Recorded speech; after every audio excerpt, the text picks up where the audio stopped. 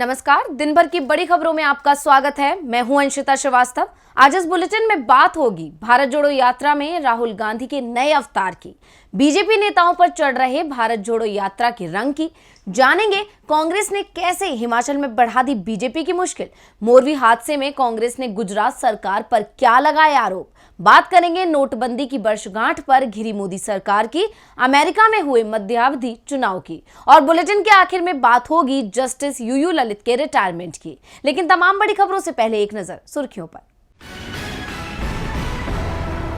कन्हैया कुमार का बीजेपी और आप पर निशाना, कहा दोनों ही एक पार्टी का हिस्सा, गुजरात की जनता के लिए कांग्रेस ही विकल्प। यूपी की खतौली विधानसभा चुनाव के लिए भी 5 दिसंबर को होगा मतदान, बीजेपी विधायक विक्रम सैनी के अयोग्य घोषित होने के चलते हो रहा है उपचुनाव। देश में 10 लाख राशन कार्ड होंगे रद्द, राशन डीलरों तक भेजी जाएगी राशन कार्ड की लिस्ट, नहीं मिल पाएगा फ्री राशन। आईपीएल में बढ़ाई जाएगी मैचों की संख्या, आईपीएल कमिश्नर अरुण धूमल का बयान, 2023 में खेले जाएंगे 74 मुकाबले, लेकिन 2027 में मुकाबलों की संख्या हो जाएगी 94, दुनिया की सबसे बड़ी लीग बनेगी आईपीएल। तो ये थी सुर्खियां और अब बात आज की सबसे बड़ी खबर की। भारत जोड़ो यात्रा तेलंगाना से महाराष्ट्र में प्रवेश कर चुकी है और इस राज्य में भी राहुल गांधी को उतना ही प्यार और सम्मान मिल रहा है जितना उन राज्यों में मिला जहां से ये यात्रा गुजरी है। तो आज कैसे हुई यात्रा की शुरुआत और यात्रा में आज क्या रहा खास, देखिए रिपोर्ट में। राहुल गांधी की भारत जोड़ो यात्रा महाराष्ट्र पहुंच चुकी है। आज महाराष्ट्र में यात्रा का पहला दिन है। नांदेड़ पहुंचने पर राहुल गांधी की यात्रा का जोरदार स्वागत किया गया। इस मौके पर प्रदेश कांग्रेस अध्यक्ष नाना पटोले, कांग्रेस विधायक दल के नेता बाला साहब थोराट और पूर्व सीएम अशोक चौहान, महाराष्ट्र कांग्रेस के कार्यकारी अध्यक्ष नसीम खान समेत कई प्रमुख नेता मौजूद रहे। इस मौके पर कांग्रेस कार्यकर्ताओं की भी भारी भीड़ थी। आज भारत जोड़ो यात्रा शुरू करने से पहले राहुल गांधी गुरुद्वारा पहुंचे। गुरु नानक जयंती के मौके पर राहुल गांधी नांदेड़ जिले के गुरुद्वारा यादगार बाबा जोरावर सिंह फतेह सिंह जी पहुंचे और प्रार्थना की। इस दौरान राहुल गांधी ने केसरिया पगड़ी भी पहनी, जिसमें वो काफी अलग दिख रहे थे। कांग्रेस की तरफ से ट्वीट किया गया कि गुरुद्वारे में राहुल गांधी ने सद्भाव और समानता के लिए प्रार्थना की। आपको बता दें, राहुल गांधी सोमवार को तेलंगाना से महाराष्ट्र पहुंचे थे। यहां पहुंचने के कुछ देर बाद ही वो गुरुद्वारा पहुंच गए। पार्टी की ओर से दी गई जानकारी के मुताबिक मंगलवार को भारत जोड़ो यात्रा की शुरुआत गुरुद्वारे से हुई। इसके बाद ये यात्रा बिलोली जिले के अटकली में रुकेगी। शाम 4 बजे यात्रा फिर शुरू होगी, जो 7 बजे भोपाला में रुकेगी। वहीं यात्रा का रात्रि प्रवास बिलोली के गोदावरी मनार शुगर फैक्ट्री मैदान में होगा। इससे पहले सोमवार को राहुल गांधी ने मशाल के साथ महाराष्ट्र की सीमा में प्रवेश किया था। राहुल की मशाल यात्रा में जबरदस्त भीड़ नजर आ रही थी। राहुल ने कहा कि अगले 15 दिनों की महाराष्ट्र यात्रा के दौरान वो राज्य के लोगों से मिलेंगे और उनके दर्द को सुनेंगे। उन्होंने कहा, चाहे आंधी आए या तूफान, भारत जोड़ो यात्रा को कोई नहीं रोक सकता है। ये यात्रा श्रीनगर जाकर ही रुकेगी और वहां हम राष्ट्रीय ध्वज तिरंगा फहराएंगे। इस यात्रा का मकसद देश को एकजुट करना है। अगले 2 हफ्ते हम इस राज्य का दर्द और दुख सुनेंगे। राहुल गांधी महाराष्ट्र में अपनी 13 दिनों की यात्रा के दौरान 15 विधानसभा और 6 संसदीय क्षेत्रों में करीब 381 किलोमीटर का सफर तय करेंगे। इस दौरान राहुल रोजाना 22 से 23 किलोमीटर की यात्रा करेंगे। राज्य में भारत जोड़ो यात्रा नांदेड़, हिंगोली, वाशिम और अकोला और बुल्ढाना जिलों से होकर गुजरेगी। भारत जोड़ो यात्रा ने 7 नवंबर को महाराष्ट्र में प्रवेश किया था और यहां भी यात्रा का जोरदार स्वागत किया गया। भारी संख्या में लोग शामिल हुए, जो इस बात का संकेत है कि यात्रा की लोकप्रियता बढ़ रही है। लेकिन खास बात यह है कि यात्रा को सिर्फ आम जनता ही नहीं बल्कि विरोधी भी पसंद कर रहे हैं। उसी कड़ी में अब बीजेपी की वरिष्ठ नेता और सांसद रही सुमित्रा महाजन ने भी भारत जोड़ो यात्रा की तारीफ की है। तो क्या बोली बीजेपी नेता, देखिए रिपोर्ट। राहुल गांधी ने जब से भारत जोड़ो यात्रा शुरू की है, तब से विरोधी पूरी तरह से बैकफुट पर हैं। पार्टी के अंदर जो लोग पहले राहुल की क्षमता पर सवाल उठाते थे, अब वो राहुल गांधी में ही भविष्य देख रहे हैं। गुलाम नबी आजाद अब राहुल गांधी और कांग्रेस पार्टी की नीतियों की तारीफ कर रहे हैं, लेकिन अब तो बीजेपी नेता भी राहुल के गुणगान कर रहे हैं। इंदौर से लगातार 8 बार सांसद बनने का रिकॉर्ड बनाने वाली पूर्व लोकसभा स्पीकर सुमित्रा महाजन ने राहुल गांधी की जमकर तारीफ की है। उन्होंने कहा कि हम लोकतंत्र में हैं और प्रजातंत्र में विपक्ष की अपनी एक भूमिका रहती है। विपक्ष को भी मजबूत रहना चाहिए, जो पूरे हिंदुस्तान को ध्यान में रखकर बात करे। जब हम विपक्ष में थे तब अटल आडवाणी के लिए बोला जाता था। आज भी हम विपक्ष की कल्पना करते हैं तो लगता है कि ऐसे ताकतवर नेता होने चाहिए जो सरकार को जगाते रहें। महाजन को राहुल गांधी में अब ऐसे ताकतवर नेता की छवि दिखाई दे रही है। उन्होंने कहा, राहुल गांधी पदयात्रा से अगर वास्तव में हिंदुस्तान को समझने की कोशिश कर रहे हैं तो मैं उसका स्वागत करूंगी। देश में कई महापुरुषों ने पदयात्रा की है। मैं चाहूंगी कि राहुल गांधी समझबूझकर आगे की बात कर पाएं। राहुल अपनी पदयात्रा से देश को मजबूती देना चाहते हैं या संगठन को, मैं उस बात पर नहीं जाना चाहती।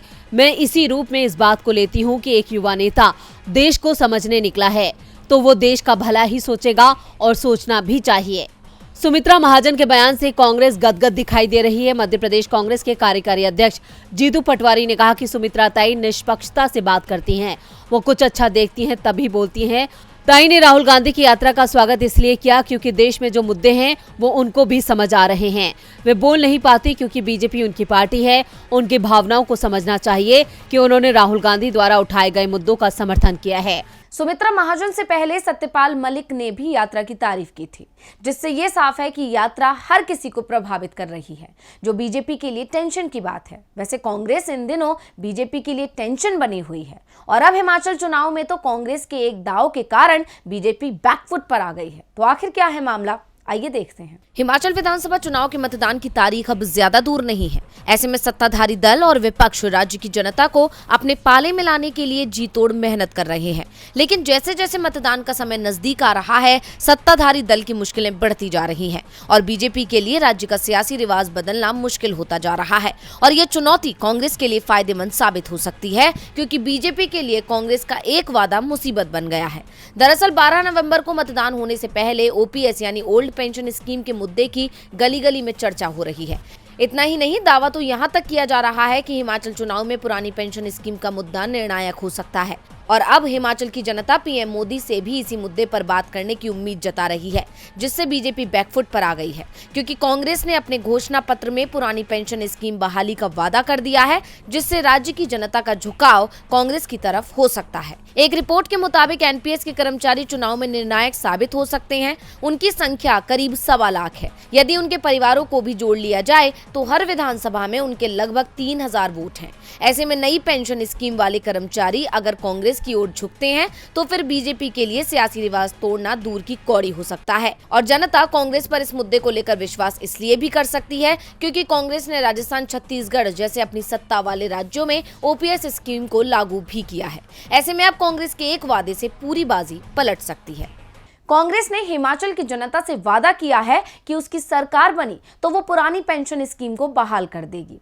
अब कांग्रेस का ये वादा बीजेपी की मुसीबत बन गया है, जिससे बीजेपी के हाथ से बाजी निकल सकती है। बाजी तो गुजरात चुनाव में भी बीजेपी के हाथ से निकल सकती है, जिसकी वजह बनेगा मोरबी हादसा, क्योंकि कांग्रेस इस मुद्दे पर लगातार गुजरात की सरकार को घेर रही है। गुजरात में एक बार फिर कांग्रेस और बीजेपी आमने सामने है। बीजेपी सत्ता बचाने के लिए मैदान में है तो कांग्रेस सत्ता पर काबिज होने के लिए अपनी ताकत दिखा रही है। आज कांग्रेस ने गुजरात प्रदेश ऑफिस में प्रेस कॉन्फ्रेंस की, जिसमें कांग्रेस सांसद पी चिदम्बरम ने बीजेपी पर कई आरोप लगाए। उन्होंने कहा कि मोरबी ब्रिज गिरने की घटना ने गुजरात के नाम को शर्मसार कर दिया है। सबसे चौंकाने वाली बात यह है कि सरकार की ओर से किसी ने भी इस घटना के लिए माफी नहीं मांगी, किसी ने इसकी जिम्मेदारी लेकर इस्तीफा नहीं दिया। उन्होंने पीएम मोदी पर निशाना साधते हुए कहा, जब हिमाचल की तारीखों का ऐलान हुआ तब गुजरात की तारीखों का ऐलान नहीं हुआ, क्योंकि प्रधानमंत्री के कार्यक्रम लंबित थे। चुनाव आयोग समर्थित प्रधानमंत्री के कार्यक्रम लगातार जारी रहे। बीजेपी ने पिछले 6 सालों में 3 मुख्यमंत्री बदल दिए। अगर चुनाव अगले साल होता तो भूपेंद्र पटेल को भी बदल दिया होता। गुजराती मुख्यमंत्री नहीं बल्कि प्रधानमंत्री नरेंद्र मोदी और अमित शाह चलाते हैं। 2017 से गुजरात की विकास दर लगातार गिर रही है। गुजरात सरकार के अपने आंकड़ों के मुताबिक गुजरात में साल 2020-21 में कर्ज 2,98,810 करोड़ है और आरबीआई के मुताबिक ये 4,02,785 करोड़ है। देश की तुलना में गुजरात में प्रति 1000 पुरुष पर महिलाओं की संख्या भी कम है। महंगाई बढ़ रही है। अगस्त में खुदरा महंगाई दर 11.5% थी। गुजरात में 20 और 24 साल के युवाओं में बेरोजगारी दर 12.49% है। चिदम्बरम ने कहा कि जब तक सरकार पर खतरा नहीं होगा वो जनता के प्रति अपनी जिम्मेदारी नहीं समझेगी, क्योंकि बीजेपी को ऐसा लगता है कि वो चुनाव नहीं हारेगी। इसी वजह से मोरबी की घटना के बाद भी किसी ने माफी नहीं मांगी। गुजरात की जनता से अपील करता हूं कि वो इस बार सरकार को बदले। जरूरी है कि हर 5 या 10 साल में सरकार बदलती रहे, जिससे कि जिम्मेदारी तय हो सके।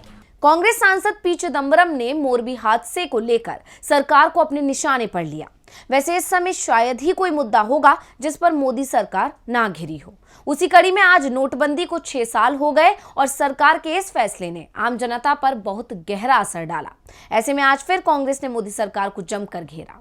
8 नवंबर ये वो तारीख है जिसे पूरा देश कभी नहीं भुला सकता, क्योंकि इसी दिन पीएम मोदी की रात 8 बजे की गई घोषणा ने बच्चों से लेकर बुजुर्गों को अपने पैसों के लिए मोहताज कर दिया था। लोगों को बैंकों के बाहर लाइन में लगवा दिया था। मोदी सरकार के नोटबंदी लगाने के फैसले ने देश की अर्थव्यवस्था को हिलाकर रख दिया था। इसी दिन को याद कर विपक्ष लगातार मोदी सरकार को घेर रहा है। खासकर कांग्रेस केंद्र की जमकर घेराबंदी कर रही है। पार्टी के ट्विटर हैंडल अकाउंट पर लिखा गया है कि काले धन पर प्रहार, कैशलेस का चलन, आतंकवाद पर काबू, जाली नोट पर काबू, ये कुछ दावे थे जो नोटबंदी के वक्त किए गए। सब खोखले दावे। आज तक इसमें से एक भी बात जमीन पर नहीं उतर पाए। खुद पीएम मोदी भी नोटबंदी का फायदा नहीं बता सकते। बाकी नुकसान तो जनता झेल चुकी है। वहीं कांग्रेस सांसद राहुल गांधी ने लिखा कि नोटबंदी एक जानबूझकर किया गया कदम था, ताकि ये सुनिश्चित किया जा सके कि उनके 2 से 3 अरबपति दोस्त छोटे और मध्यम व्यवसायों को खत्म करके भारत की अर्थव्यवस्था पर एकाधिकार कर ले। इतना ही नहीं, कांग्रेस के अध्यक्ष मल्लिकार्जुन खड़गे ने भी सरकार को जमकर खरी खोटी सुनाई है। पीएम मोदी ने अभी तक अपनी सरकार में 2016 के दौरान उठाए गए नोटबंदी के कदम की महाविफलता को स्वीकार नहीं किया है, जिसके कारण अर्थव्यवस्था का पतन हुआ। अब जब पीएम मोदी के एक फैसले की वजह से देश में हाहाकार मचा होगा, तो जाहिर सी बात है विपक्ष तो घेरेगा ही। और जब बात नोटबंदी की हो तो भला विपक्ष कैसे खामोश बैठेगा। विपक्ष का आरोप है कि सरकार अपनी विफलताओं को स्वीकार नहीं करती है। खैर, सरकार की विफलताएं क्या असर डालेंगी ये तो 2024 आम चुनाव में पता चलेगा। वैसे 2024 का इंतजार तो अमेरिका की जनता को भी है, लेकिन उससे पहले आज देश में मध्यावधि चुनाव हुए। तो क्यों अमेरिका में हुए चुनाव, देखिए रिपोर्ट। दुनिया के सबसे ताकतवर देश अमेरिका में मध्यावधि चुनाव हो रहे हैं, जिसमें लाखों अमेरिकी हिस्सा ले रहे हैं। 50 राज्यों के 435 सीटों पर मतदान हो रहा है। इसमें बहुमत के लिए 218 सीटें चाहिए। चुनाव में अगर रिपब्लिकन पार्टी की जीत होती है तो 3 जनवरी 2023 से 3 जनवरी 2025 तक देश की संसद के सभी फैसले उनके हाथ में रहेंगे। इस चुनाव को लेकर राजनीतिक हलचल तेज है, क्योंकि ये चुनाव राष्ट्रपति चुनाव पर गहरा असर डालेंगे। दरअसल ये चुनाव हर 2 साल में होते हैं, और जब वो राष्ट्रपति के 4 साल के कार्यकाल के आधे हिस्से में आते हैं तो उन्हें मध्यावधि कहा जाता है। इसमें मुख्य रूप से प्रतिनिधि सभा और अमेरिकी सीनेट के नियंत्रण के लिए मुकाबला होता है। सदन और सीनेट दोनों को मिलाकर करीब 500 सीटों के लिए 1200 से ज्यादा उम्मीदवार मैदान में हैं। डेमोक्रेट वर्तमान में राष्ट्रपति पद के साथ साथ कांग्रेस के दोनों कक्षों को नियंत्रित करते हैं। मध्यावधि चुनाव तय करते हैं कि कांग्रेस को कौन नियंत्रित करता है। जो कोई भी कांग्रेस का नियंत्रण लेता है उसका अमेरिकी कानून पर महत्वपूर्ण प्रभाव होता है और संघीय कानूनों को बनाने, बहस करने और पारित करने का प्रभारी होता है। ये चुनाव अगले 2 सालों में बाइडेन के राष्ट्रपति के एजेंडे के लिए दृष्टिकोण भी निर्धारित करेंगे। मध्यावधि चुनावों को आमतौर पर राष्ट्रपति पद के लिए 2 सालों में एक जनमत संग्रह माना जाता है। अब इस चुनाव में जिसकी जीत होगी, साल 2024 के लिए उसकी राह आसान होगी। और बुलेटिन के आखिर में बात होगी जस्टिस यूयू ललित के रिटायरमेंट की। भारत के मुख्य न्यायाधीश यूयू ललित आज अपने पद से सेवानिवृत्त हो गए और इसी के साथ अब बुधवार में जस्टिस डीवाई चंद्रचूड़ के हाथ में कमान आ जाएगी। तो कब से कब तक रहा जस्टिस ललित का कार्यकाल और अपने विदाई समारोह में क्या बोले जस्टिस यूयू ललित, देखिए खास रिपोर्ट में। भारत के मुख्य न्यायाधीश रहे यूयू ललित आज रिटायर हो गए। कल यानी सोमवार को उदय उमेश ललित का सुप्रीम कोर्ट में आखिरी दिन था, जहां उन्होंने अपने लगभग 37 साल के सफर को याद करते हुए कहा कि उन्होंने एक वकील और एक न्यायाधीश के रूप में अपने कार्यकाल का भरपूर आनंद उठाया। रिटायरमेंट से पहले शाम को सीजेआई ललित को फेयरवेल पार्टी दी गई, जिसमें वो जस्टिस डीवाई चंद्रचूड़ और जस्टिस बेला एम त्रिवेदी के साथ नजर आए। इसके साथ ही उन्होंने कहा कि सबसे वरिष्ठ न्यायाधीश न्यायमूर्ति चंद्रचूड़ को कमान सौंपना एक बहुत अच्छा एहसास है, क्योंकि उन्होंने उनके पिता और 16वें मुख्य न्यायाधीश यशवंत विष्णु चंद्रचूड़ के सामने शीर्ष अदालत में अपना कार्यकाल शुरू किया था। उन्होंने कहा कि मैंने इस अदालत में 37 साल का समय बिताया है। इस अदालत में मेरी यात्रा कोर्ट नंबर 1 के माध्यम से शुरू हुई थी और मैं बॉम्बे हाई कोर्ट में अभ्यास कर रहा था और फिर मैं सीजीआई वाई चंद्रचूड़ के समकक्ष एक मामले की सुनवाई के दौरान यहाँ आया था।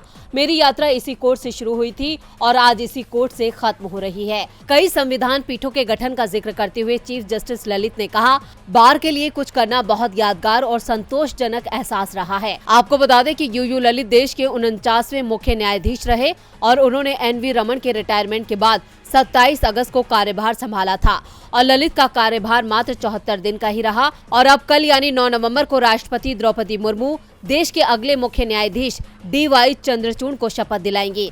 इसके बाद वो कार्यभार संभालेंगे। आपको बता दें, DY चंद्रचूड़ का कार्यकाल लंबे समय तक रहने वाला है। तो आज इस बुलेटिन में बस इतना ही। देखते रहिए DV लाइव। नमस्कार।